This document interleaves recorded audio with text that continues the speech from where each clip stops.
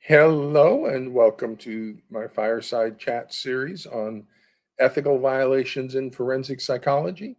In this particular segment, I'm going to be talking about Standard 2.04.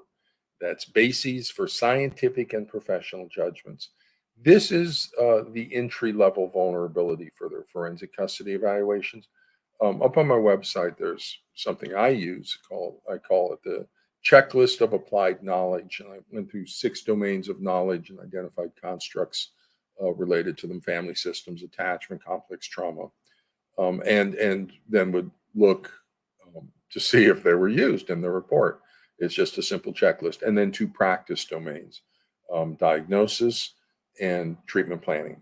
So I've got 6 domains of knowledge and 2 practice domains: uh, diagnosis, diagnosis and treatment planning as the checklist of applied knowledge. And I use that to sort of document my opinion that's going to be in my summary report that the forensic evaluator, by all appearances, is in violation of Standard 2.04, Bases for Scientific and Professional Judgments. So let's take a look at what that is for a second. And that's why I put a red star on this one, because this is the entry one. And so the reason they are in violation of this one is because they're in violation of 2.01. They don't know the knowledge. Because they don't know the knowledge, they don't apply the knowledge. But where we encounter their ethical violation most directly is in the application. They fail to apply.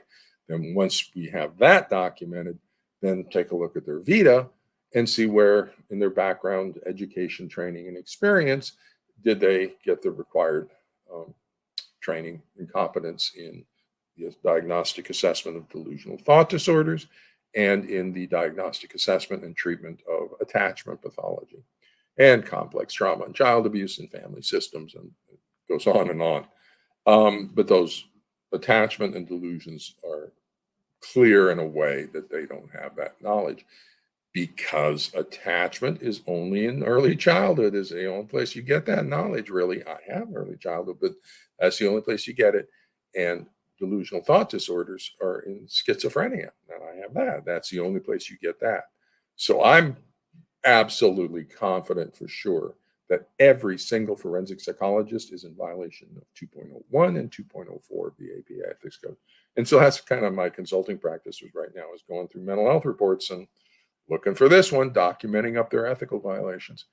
And that'll lead over to 9.01, which is the next video that follows this one. So 2.04, Bases for Scientific and Professional Judgments. Psychologists' work is based upon established scientific and professional knowledge of the discipline. That's a simple sentence, okay? But we're based on scientific. What is the professional and knowledge, professional, scientific and professional knowledge of the discipline? It is attachment. That's John Bowlby and others. It is family systems. That's Salvador Minuchin and others. That's personality disorders, Aaron Beck and others. Complex trauma, Van der Kolk and others. Child development, Tronick and others. Self-psychology, Kohut and others, and the DSM-5 diagnostic system of the APA. Okay. That's the established scientific and professional knowledge that all mental health, all psychologists are required to apply before they start making up new things. Okay. Before they start making up proposals for parental alienation, they are required to first apply the established knowledge. Before they start making up new pathologies of resist refuse dynamic, they are first required to apply the established knowledge. And guess what? If you do that, you'll diagnose and solve everything, and you won't need your new pathologies, because the only reason you need to make things up is because you don't know the established knowledge. You're lazy, ignorant, and incompetent, and you think you're entitled to just make things up. No, you're not. Not in clinical psychology, not in real psychology. Over in the family courts, forensic psychologists, yes, they are allowed to just make things up.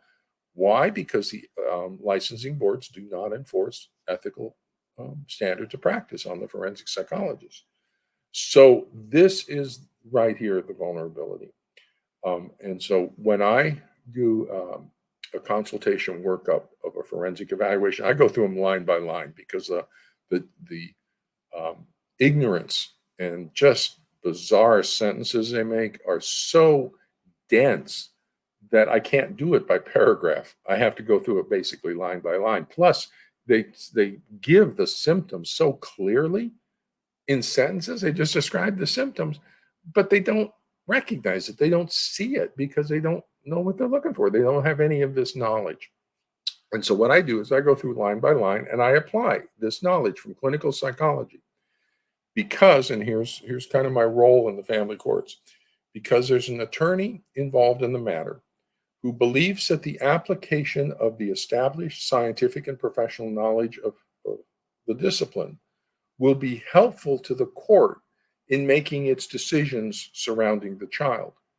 So that attorney provides me with the information they would like my review, and I apply the established scientific knowledge of the discipline to that information.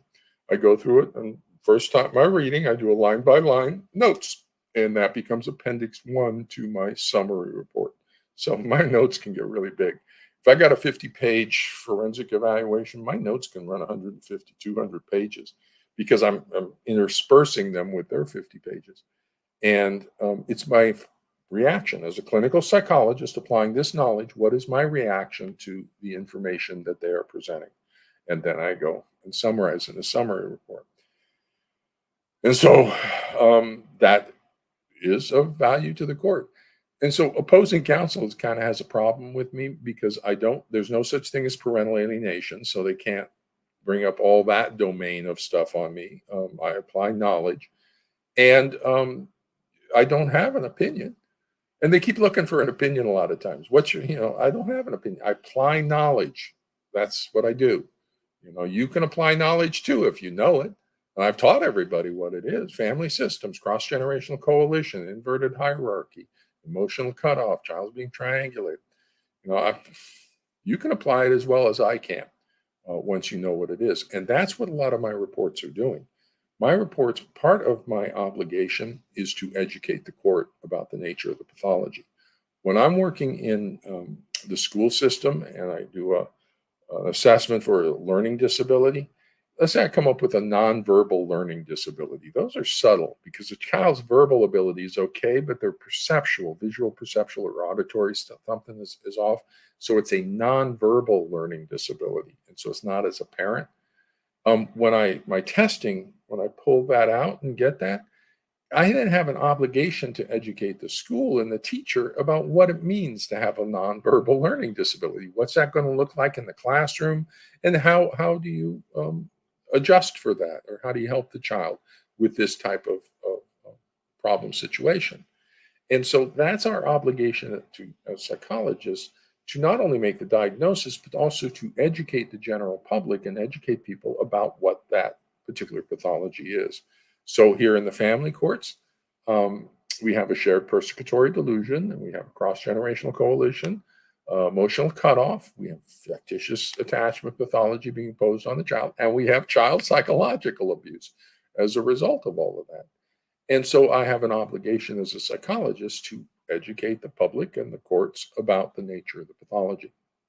So if you ever have a chance to read my reports, which most people won't do because they're confidential, but you'll see large sections of them that are explanatory. Good place to look is a CRM report, the custody resolution report that got sanctioned by Oregon. You can look through that. And I do a lot of education. My major first portion of that report is education. That report is structured around a research format reporting because that's research data out of Dorsey. So it has an introduction section where I discuss all of this, and then goes into the methodology section and then the results reporting, and then finally the discussion, which is you should get a proper risk assessment for possible child abuse. I can tell you that right off front. I don't need any data to tell you that because the only cause of attachment pathology is child abuse. So if you got severe attachment pathology, you need to do a proper risk assessment for possible child abuse. all the time, every time. And so I don't need to get data to tell you that. The only data I need is that you're worried about the child's attachment bonding to a parent. Get it out to get a proper risk assessment for possible child abuse. Um, so with this sort of summary on 2.04, these are um, the two competence standards that all mental health professionals are, or not all mental health professionals in the family courts, all psychologists in the family courts are in violation of 2.01, 2.04, as well as 2.03, maintaining competence. But if they're not competent in the first place, they can't maintain competence. But that just, if they try to get around it, Dr. Childress, you didn't do a good job of educating me to be competent. It's not my job to educate them. It's their job to already know. And so now with that, let's switch over to the final ethical standard that they are in violation of, which is 9.01, bases for assessment. And that's the critical one because they're doing an assessment of the family. And so if they're in violation of bases for assessment, that's kind of in violation of exactly what they're tasked with doing. So let's go over there now.